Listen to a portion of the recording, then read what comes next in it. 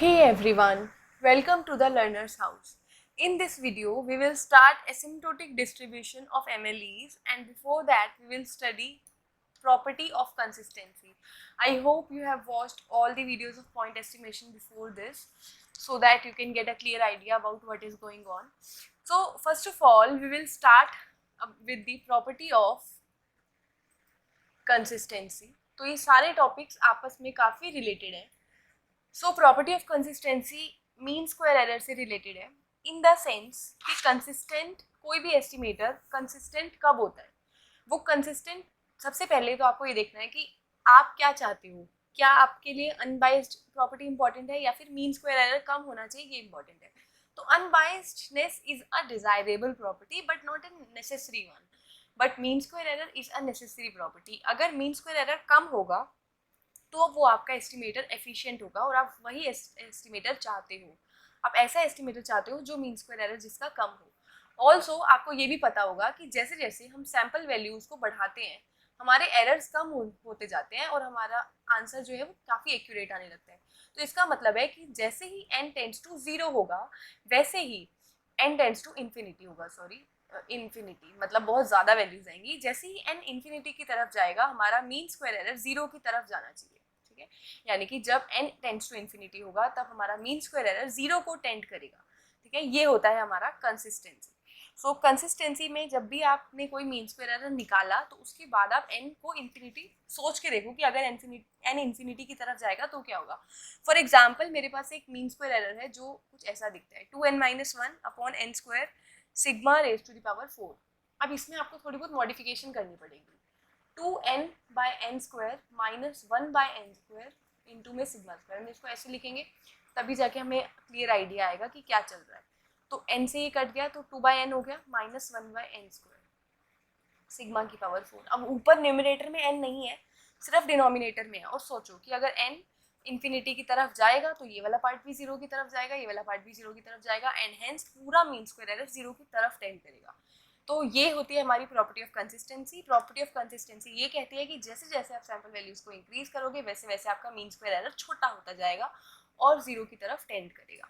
ठीक है, तो प्रॉपर्टी ऑफ कंसिस्टेंसी वाला टॉपिक बस छोटा सा था. ज़्यादातर क्वेश्चंस में जब भी आपसे मीन स्क्वायर एरर या अनबायसनेस निकलवाते हैं तो लास्ट में बोल देते हैं कि प्रूव करो कंसिस्टेंसी या फिर बताओ कि कंसिस्टेंट है या नहीं. तो इसलिए ये चीज़ पता होनी चाहिए. नेक्स्ट आता है हमारा asymptotic distribution. Asymptotic distribution. Asymptotic distribution से पहले एक कंसेप्ट है वो समझेंगे.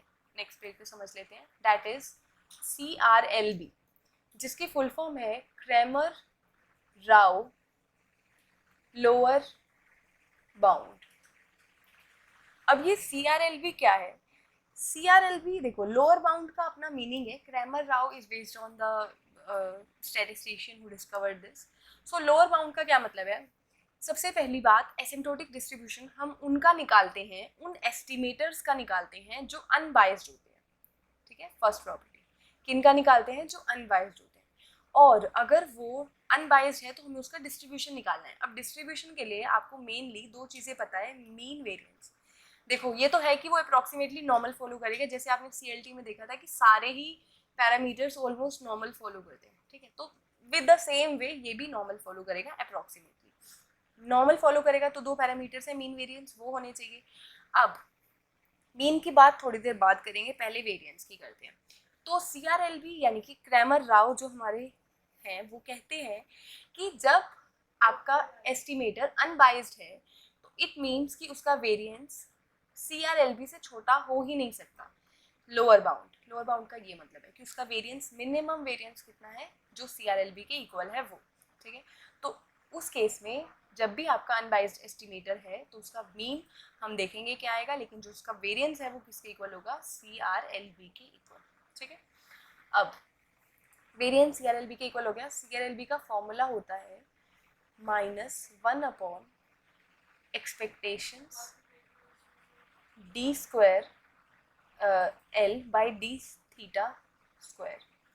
इसको हम ज़्यादातर पार्शियल लिखते हैं अगर दो पैरामीटर्स हैं या अकॉर्डिंगली जो भी होता है, तो पार्शियल भी लगा सकते हो या फिर नॉर्मल भी लगा सकते हो। डबल डेरिवेटिव यानी कि हम क्या कर रहे हैं, डबल डेरिवेटिव जो भी हमारा है हम उसका क्या कर रहे हैं, ये उसका क्या है, लॉग लाइक्लीहुड है, this is log likelihood, and हम क्या कर रहे हैं उसका डबल डेरिवेटिव निकाल रहे हैं, फिर एक्सपेक्टेशन निकाल रहे हैं, रेसिप्रोकल कर रहे हैं और माइनस लगा रहे हैं। ठीक है, तो वो बोल रहे हैं कि इससे छोटा वेरिएंस आपका हो ही नहीं सकता।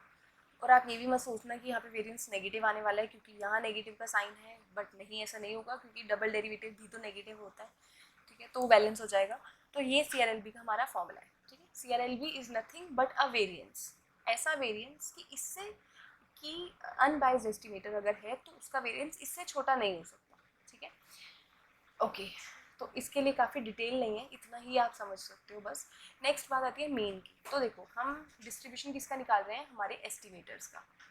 हम डिस्ट्रीब्यूशन किसका निकाल रहे हैं, एस्टिमेटर्स का। तो मान लेते हैं हमारा थीटा हेड एस्टिमेटर है, तो हमें इसका मीन चाहिए, और मैं कह रही हूँ कि ये अनबाइज्ड है। तो आप दिमाग लगाओ और सोचो कि ये किसके इक्वल होगा, ट्रू वैल्यू के इक्वल होगा ना, क्योंकि अनबाइज्ड है। तो अनबाइज्डनेस प्रॉपर्टी यही कह रही है कि इसके इक्वल है। अब हम एसिम्प्टोटिक डिस्ट्रीब्यूशन लिख सकते हैं। तो हमारा थीटा हेड फॉलो करेगा अप्रॉक्सीमेटली, ये जो डॉट्स हैं ये अप्रॉक्सीमेटली दिखा रहे हैं, normal with mean theta comma variance हमारा होगा यहाँ पे CRLB। ठीक है, this is a very important concept again. जो ये एसिम्प्टोटिक डिस्ट्रीब्यूशन है, इसका नाम एसिम्प्टोटिक इसलिए है, एसिम्प्टोटिक का मतलब बेसिकली होता है जब कोई वैल्यू या कोई भी चीज़ इन्फिनिटी को टेंड करी या फिर बहुत बड़ी है। तो ये हम ज़्यादातर कब लिखते हैं, जब हमारा n यानी कि जो हमारा डेटा वैल्यूज़ हैं वो बहुत ज़्यादा है, n हमारा लार्ज है, क्योंकि नॉर्मल भी तो ये तभी फॉलो करेगा ना जब n लार्ज होगा। ठीक है, और आप यहाँ पे ये भी सोच सकते हो कि हमने वेरिएंस को बोला है कि वेरिएंस CRLB के इक्वल है, और मैं कह रही हूँ कि CRLB सबसे छोटी वैल्यू है वेरिएंस की, कि वेरिएंस इससे छोटा नहीं हो सकता। तो हम सबसे छोटी वैल्यू ही क्यों ले रहे हैं, क्योंकि हमें पता है कि अगर n लार्ज है तो वेरिएंस क्या होगा, वेरिएंस बहुत स्मॉल होगा, इसीलिए। ठीक है, सो ये हमारा एसिम्प्टोटिक डिस्ट्रीब्यूशन इस तरीके से होता है। अब एक क्वेश्चन करेंगे इस पर, जिसमें हमें क्या करना है, derive the CRLB for estimators of mu for a sample x1 x2 and xn from a Poisson mu distribution. ये क्वेश्चन हमारा पेज नंबर 27 पे दे रखा है। तो इसका हम लाइक्लीहुड, लॉग लाइक्लीहुड वगैरह निकाल सकते हैं। सो उसके बाद मैं लाइक्लीहुड लॉग लाइक्लीहुड नहीं निकलवा रही, वो आप खुद निकालोगे। लेट्स से कि हमारा यहाँ पर जो डबल डेरिवेटिव आया है वो आया है minus summation XI by mu square. ठीक है, अब करेंगे यहाँ से। अब हमें क्या चाहिए, इसका CRLB चाहिए। तो CRLB का अभी हमने फॉर्मूला देखा, -1 by summation sorry E raise to the power E अंदर में D square L by D mu square, ये हमें करना है। तो यहाँ वैल्यूज पुट करेंगे, -1 by E minus summation XI by mu square. ठीक है, आई होप यहाँ तक क्लियर होगा। उसके बाद -1 ऊपर है, म्यू स्क्वायर कॉन्स्टेंट है, बाहर ले लो, -1 बाय म्यू स्क्वायर बाहर ले लो, अंदर बचा E ऑफ समीशन XI। ठीक है, अब हम क्या कर सकते हैं, समीशन को भी बाहर ले सकते हैं। तो ये हमारा कुछ इस तरीके से आएगा, माइनस माइनस कैंसिल हो गया, ऊपर आ गया म्यू स्क्वायर। ठीक है, नीचे आ गया expectation of summation XI। Summation XI को हम क्या लिख सकते हैं, NX बार, या फिर एक काम करो, समीशन बाहर ले लो और अंदर लिख दो EXI। अब ये एक्सपेक्टेशन किसका है, मतलब ये जो XI क्या फॉलो करता है, पॉइसन फॉलो करता है। पॉइसन फॉलो करता है तो EXI क्या होगा, म्यू होगा, यानी कि हम इसको n म्यू लिख सकते हैं क्योंकि यहाँ समीशन लग रहा है, और यहाँ पर i = 1 से n तक भी लिख लिया। अब म्यू से एक म्यू ऊपर का गया तो आंसर आ गया हमारा म्यू बाय n, एंड यही आंसर है हमारा CRLB का। ठीक है, एक क्वेश्चन और करेंगे CRLB और एसिम्प्टोटिक डिस्ट्रीब्यूशन से रिलेटेड, जो इसका नेक्स्ट क्वेश्चन ही है। हमें बोला है कि अनबाइज्ड एस्टिमेटर है हमारा म्यू, जो कि नॉर्मल डिस्ट्रीब्यूशन से आया है, मतलब नॉर्मल का जो म्यू है पैरामीटर वो है हमारा unbiased estimator mu hat. Variance sigma square हमें पता है, तो हमें इसका CRLB निकालना है।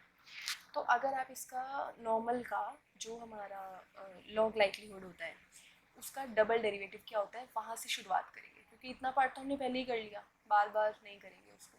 और हाँ, यहाँ पे दो पैरामीटर्स होते हैं तो आप पार्शियल लिखो इसको। ठीक है, पार्शियल वुड वर्क। तो ये होता है हमारा -n बाय सिग्मा स्क्वायर। अब हम यहाँ पे CRLB की डेफिनेशन लगाएंगे, -1 बाय एक्सपेक्टेशन, इस ये लिख लेंगे अंदर, minus n by sigma square, ठीक है। तो माइनस तो है ही बाहर, ये वाला माइनस भी बाहर निकाल लो, कैंसिल कर लो, अंदर आ जाएगा expectation of minus n by sigma square. अगर आप निकालना चाहो, एक गलती यहाँ पर आई गेस हुई है, रेसिप्रोकल भी करना होता है, फॉर्मूले में रेसिप्रोकल भी होता है, विच इज़ लाइक यहाँ पे रेसिप्रोकल जो नहीं यहाँ नहीं होगा, ऊपर ही होगा, ठीक है। We are doing it right, all right. So अब हम क्या कर सकते हैं, minus n by sigma square अगर आप देखो दोनों ही कॉन्स्टेंट्स में आते हैं, ठीक है। तो इस वाले पार्ट में आपका minus one by minus n by sigma square आएगा, ठीक है, एक्सपेक्टेशन से बाहर। माइनस माइनस हटा देंगे तो ये हो जाएगा सिग्मा स्क्वायर बाय एन, ठीक है। तो यही इसका CRL भी होता है, यही हमें प्रूव करना था इस वाले पार्ट में। नेक्स्ट पार्ट इसका आई गेस दिया है इसमें, जिसमें बोला है कि variance of the MLE attains the CRLP। इसका क्या मतलब है, अगर आप mu hat equals to x bar, यानी कि जो इसका वेरिएंस है वो CRLP अटेन करता है, तो आप ऐसे देख सकते हो ना, this is obvious, mu hat equal है एक्स बार के, ठीक है। और एक्स बार, अगर एक्स सारे जो है नॉर्मल फॉलो करते हैं तो हमें पता है कि एक्स बार का जो वेरिएंस होता है वो क्या होता है, सिग्मा स्क्वायर बाय एन। तो जब ये एक्स बार म्यू हेड के इक्वल है तो म्यू हेड का भी वेरिएंस क्या हो जाएगा, sigma square by n, and दोनों इक्वल है, ठीक है। So this was it for this video. इसमें हमने CRLB वाला कंसेप्ट थोड़ा सा कवर किया है और एसिम्प्टोटिक डिस्ट्रीब्यूशन हमारा हो गया। तो ये प्रॉपर्टी ऑफ कंसिस्टेंसी भी हमने देख ली, CRLB मैंने लास्ट वीडियो में भी कवर कराया था थोड़ा बहुत, ठीक है। तो यहाँ पर हमारा पॉइंट एस्टिमेशन खत्म होता है। अगर आप बुक में देखोगे थोड़ा आगे बूटस्ट्रैप, पैरामेट्रिक बूटस्ट्रैप, ये सब भी दे रखा है, बट ये थ्योरेटिकल टॉपिक नहीं है, ये सिर्फ आर में करने वाला है, ठीक है। इससे थ्योरी में कोई क्वेश्चन नहीं आएगा, आर में आएगा। तो जब हम आर की वीडियोस करेंगे तब मैं उस टॉपिक को इंक्लूड करूँगी, उसमें थ्योरेटिकल कुछ भी नहीं है, ठीक है।